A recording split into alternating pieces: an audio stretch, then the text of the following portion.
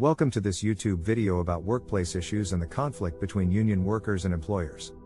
Today, we're looking at an argument between union leader Sean O'Brien and Senator Markwayne Mullin that occurred during a U.S. Senate hearing in March 2022.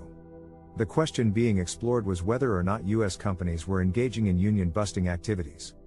At the hearing, Senator Mullin accused the International Brotherhood of Teamsters of attempting to pressure employees at his plumbing business to unionize. As he argued, Teamsters had been leaning against his trucks, picketed outside his job sites, and even shouted shame on Mullin. Previously, Senator Mullin had been CEO of his family's business Mullin Plumbing, where his 300 employees were paid higher wages. In response to the senator's claims, Mr. O'Brien declared that the International Brotherhood of Teamsters had examples of employers illegally pressuring workers not to join unions. The conversation quickly devolved into Senator Mullin questioning Mr. O'Brien's six-figure salary as General President. Senator Mullin maintained that he had kept his salary as CEO of Mullin Plumbing to $50,000 a year in order to reinvest every penny. However, Mr. O'Brien countered that he and the International Brotherhood of Teamsters created opportunity by holding CEOs accountable. Unsatisfied with Mr. O'Brien's explanation, Senator Mullin pressed for specifics about what job the General President had created for his salary. This prompted Mr. O'Brien to point out that the senator was out of line. The senator then shouted for Mr. O'Brien to shut his mouth. The conversation then shifted to the topic of right-to-work laws.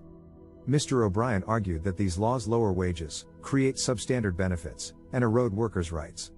He further pointed out that his union members had both lost jobs and lives during the pandemic while large corporations had made record profits. As such, Mr. O'Brien expressed the general sentiment of his union members that they had been taken advantage of.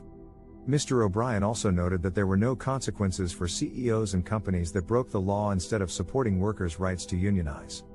Senator Cassidy then brought up a video of someone striking outside of an Amazon warehouse that had called a female employee derogatory names. At the end of the hearing, Senator Sanders tried to calm the dispute between Senator Mullin and Mr. O'Brien. Ultimately, it stands to reason that unions and employers must work together for the betterment of their employees.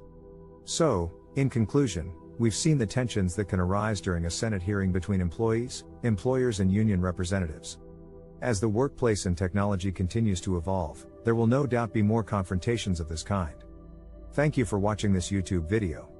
We hope it provided you with some insight into the issues and potential solutions facing workers and employers today.